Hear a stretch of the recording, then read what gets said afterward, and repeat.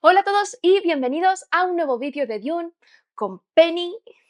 Y yo soy Mary y este vídeo va a tratar sobre los dos textos más importantes dentro del universo de Dune, que son la Gran Convención y la Biblia Naranja. Vamos a empezar por la Gran Convención, que es un tratado legal e histórico entre las grandes casas, la Cofradía Espacial y el Emperador Corrino, que se firmó, parece ser, según los libros originales de Dune, unos 100 años después de la aparición de la Cofradía Espacial y que codifica todo lo que se había acordado en las convenciones anteriores, así como las costumbres que se habían generado. Todos los artículos de la Gran Convención empiezan siempre con la misma fórmula, las formas deben ser obedecidas y todas sus regulaciones siguen la filosofía de que la vida humana es preciosa y superior a cualquier forma de existencia, por lo que la base principal de estas leyes es que la vida humana debe ser protegida. Además de la prohibición de las máquinas pensantes, esta norma es la base también para limitar las diferentes formas de guerra y así reducir en grandes cantidades el derramamiento de sangre, estableciendo las normas estrictas para evitar estas guerras y resolver los conflictos con métodos de guerra limitada como son el Kali y la guerra de asesinos. Sin embargo, con la llegada de los Atreides al poder, la influencia de la Gran Convención cada vez fue perdiendo más fuerza, así como las penalizaciones por cometer actos ilegales.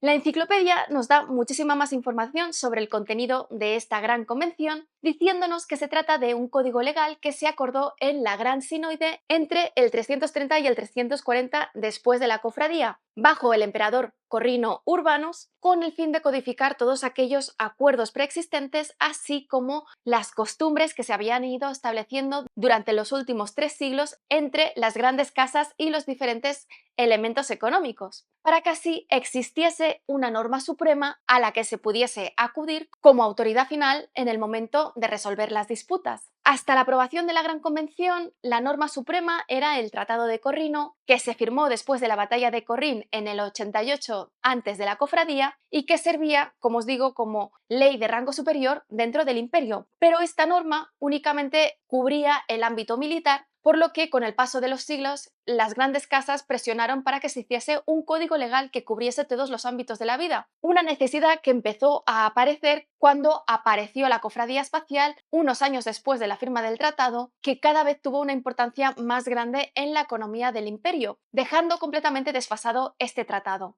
Ante la presión de las grandes casas, el emperador Meneptah II, que imagino que es el padre de Urbanus, convocó la Gran Sinoide con representantes de todas las casas del Landsraad, del emperador y de la cofradía. Durante años estudiaron las diferentes leyes y costumbres, no solamente del imperio, sino de los diferentes mundos y planetas que forman parte del imperio con el fin de codificarlas, surgiendo, por supuesto, varias disputas sobre el contenido final de las leyes. Pero finalmente, 7 años después, se presentó el último borrador preparado para ser ratificado por los miembros de la Sinoide, por lo que los últimos 3 años se dedicaron a la redacción de los códigos legales de cada planeta individual que formaba parte del imperio, de acuerdo con esta nueva ley. El documento final de la Gran Convención, con 317 secciones recogidas en un total de 5 volúmenes, se consideró como una obra maestra del equilibrio y del uso de la palabra, ya que en general la ley lo que busca es controlar y no prohibir, priorizando la forma sobre la sustancia. Este documento regulaba todos los ámbitos de la vida posibles hasta el punto de cómo debían calificarse las concubinas de un noble, los diferentes rangos, pero sobresale sobre todo en varios ámbitos que son los que vemos más aparentes a lo largo de los libros. El primero de ellos, y más importante, por supuesto, es la regulación de las diferentes formas de guerra y las circunstancias en las que se pueden utilizar las armas atómicas familiares. De hecho, la regulación de estas armas atómicas ocupaba medio volumen porque allí se regulaba no solamente cuándo se podían utilizar y cuándo no, sino cómo debían adquirirse y cómo debían almacenarse. Toda esta regulación, en principio, nace de la intención de proteger la vida humana, pero en realidad es un efecto de que las familias no estuviesen dispuestas a destruir estas armas nucleares por el importante efecto disuasorio que tenían con respecto a las otras casas. Por otro lado, la guerra abierta está prácticamente prohibida y únicamente se aceptan ciertas formas de guerra limitada, como es la guerra de asesinos, que está regulada hasta el mínimo detalle sobre cómo deben llevarse a cabo estos asesinatos para que sean legales, así como la regulación de los calnis y vendetas. Si queréis más información sobre todo esto, tenéis que ir al vídeo en el que os hablo de las armas y la guerra en Dune que podéis encontrar aquí arriba. Por supuesto, una de las ventajas de la regulación de la guerra es que estas guerras limitadas se limitan a los propios nobles y como mucho a sus soldados, por lo que el pueblo no debería verse afectado por los conflictos entre las diferentes casas, pero por supuesto ya sabemos que esto no siempre se consigue. Por otro lado, la Gran Convención codifica también el sistema de clases y las formas en las que se puede cambiar de una clase a otra, siendo todas ellas completamente excepcionales. Por un lado, el paso de una casa menor a una gran casa era muy difícil porque tenía que ser aprobado de forma conjunta por el emperador y todo el Landsrat, y por otro lado, la ascensión individual de una clase a otra también era muy difícil, aunque es cierto que quedaba siempre la opción de ascender a través del matrimonio, pero era algo que en la práctica casi nunca ocurría porque los matrimonios entre los nobles eran siempre de conveniencia y concertados dentro de su misma clase social, y el resto de relaciones amorosas pues se limitaban al concubinato, por lo que la forma más común de ascender individualmente era teniendo un éxito excepcional en los negocios, la guerra o la política. Pero aún así requería la aprobación del emperador para que una persona pudiese ser elevada.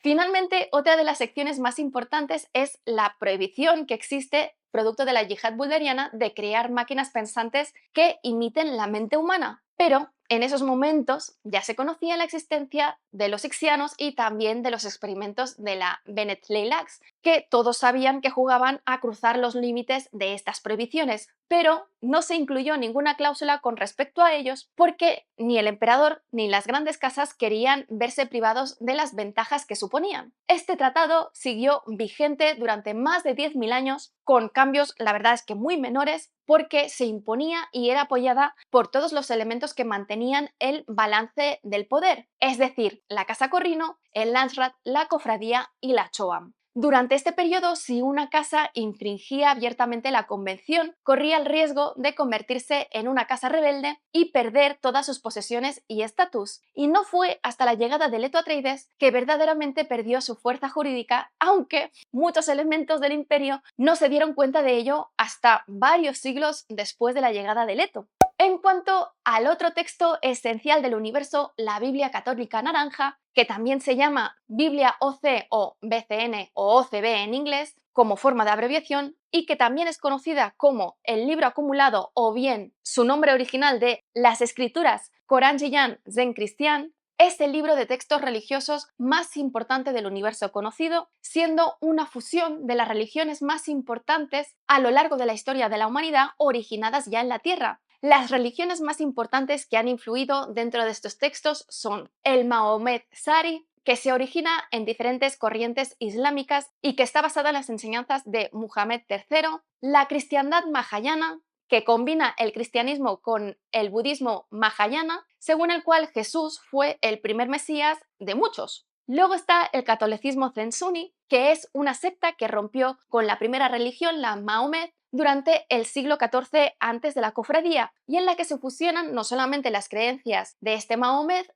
sino también las del catolicismo, el islam suní y el budismo zen. Y finalmente, las tradiciones budislámicas, que es uno de los sistemas de creencias más importantes que mezcla la tradición islámica con el budismo. La máxima suprema de la Biblia Católica Naranja es no desfigurarás el alma, y su fecha de compilación nunca ha sido concretada por Herbert y tampoco por la enciclopedia, más allá de que fue poco después de la yihad bulderiana como método de acabar con las diferentes guerras religiosas y establecer una única fe. Aunque el universo expandido de Bryan y Anderson sí que establece la fecha en el 25 antes de la cofradía en la novela de Sisterhood of Dune. La Biblia fue compilada por la Comisión de Traductores Ecuménicos y se dice que tiene unas 1800 páginas y, de acuerdo con la enciclopedia, viene acompañada también de un manual litúrgico y de comentarios. Con respecto al título, la verdad es que fue una de las decisiones más difíciles de la comisión porque tenía que ser breve pero a la vez representar los diferentes sistemas de creencias contenidos, y por ello acabó con el título de Escrituras Koranjiyan Zen Christian. Pero después del cuarto año de su publicación, el nombre más común era el de Biblia Católica Naranja. El uso de la palabra naranja, orange en inglés, parece que fue una corrupción etimológica de la designación oficial de Corán al utilizar las primeras dos sílabas de esta palabra y perder la primera consonante. Pero también se cree que podía ser una referencia a la institución naranja, un movimiento cristiano protestante que estaba a menudo en conflicto con la Iglesia católica. En cualquier caso, de acuerdo con la enciclopedia, la palabra naranja acabó adquiriendo un significado religioso tan importante y abrumador que pocos recuerdan que originalmente se refería a una fruta, porque mucho tiempo atrás el nombre de esta fruta cambió a portíguls. No tiene nada que ver, pero bueno. Con respecto al origen, según la enciclopedia, este libro religioso, como os he dicho, es el producto de la yihad bulderiana y el caos religioso que duró durante generaciones, no solamente durante la yihad bulderiana, sino poco después, momento en el que el dios de la lógica de las máquinas fue sustituido por el de que el hombre no puede ser sustituido. Un cambio que fue además promovido por las propias Bene Gesserit con el fin de que el hombre fuese el poder absoluto y así poder evitar el surgimiento de una nueva forma de control en el futuro. Además, en un examen de la posguerra de la yihad, la humanidad se dio cuenta también de que todas las religiones dominantes tenían como elemento común que sus dioses y sus liturgias se basaban en generar miedo en su población por encima de la ambición. Así que tanto las Bene Gesserit como la cofradía vieron en este cambio de perspectiva una oportunidad para promover también sus propios planes, por lo que apoyaron a los líderes de las diferentes religiones que durante milenios se habían dedicado a derramar sangre en sus guerras santas, no solamente en la Tierra, sino después a nivel interplanetario, para que intercambiasen sus puntos de vista en diferentes reuniones ecuménicas. De estas reuniones surgieron finalmente dos grandes avances. Por un lado, la formación de esta comisión de traductores ecuménicos y por otro lado, el darse cuenta de que por debajo de todo, todas las religiones tenían una misma base común y un mandamiento común, que es el de no desfigurar el alma. De esta comisión surgió el texto religioso conocido como la Biblia Católica Naranja, que es una amalgama de las diferentes escrituras sagradas de las religiones, estableciendo un canon muchísimo más abreviado y ordenado que en las escrituras originales. Para poder saber en todo momento los orígenes de cada uno de estos textos, así como los diferentes secretos de las religiones más antiguas, se compiló paralelamente el libro de Azar, donde se contenía todo esto y además se podía rastrear cada texto de la Biblia Católica Naranja a sus orígenes. Con respecto a las fuentes para la formación de este texto, la Biblia Católica Naranja lo que hizo fue armonizar los diferentes textos extremadamente rígidos de las escrituras sagradas de estas religiones en algo muchísimo más maleable y comprensible para la población. Se cree que además los representantes de las diferentes religiones tenían órdenes de sus congregaciones de formar un texto que fuese un instrumento para el amor, pero no en el sentido secular, sino en el sentido más ambiguo y espiritual que habían promovido las religiones hasta ese momento, que se pudiese manipular fácilmente. Otro objetivo de la comisión era quitar de la cabeza a las diferentes religiones de que ellas eran las únicas poseedoras de la revelación única en relación a las otras religiones. La Biblia está formada por diferentes libros que contienen los textos sagrados que se consideran más importantes. El primer libro es el de El Testamento, que está formado entre el Antiguo y el Nuevo Testamento de la Biblia cristiana, pero simplificándolo muchísimo y reduciendo su paginado considerablemente, armonizando los diferentes libros judeocristianos al máximo posible con el contenido del Corán. El segundo libro es el Corán, quedando representado únicamente en 4 libros que no me atrevo a pronunciar. El tercer libro es el que incluye textos provenientes del hindú y del budismo, que incluye varios textos de estas religiones, como las Vedas, las Puranas o las Sutras. Después están los textos provenientes del Rensuni, que aporta 4 libros, otras religiones antiguas que no se nombran, que aportan 2 libros, y las nuevas religiones que habían surgido, que aportan otros 6 libros más. Además de todo esto, se incluyen también historias de diferentes santos, mártires, sectas religiosas y misionarios, y una crónica de los milagros más importantes similares a los textos sagrados originales.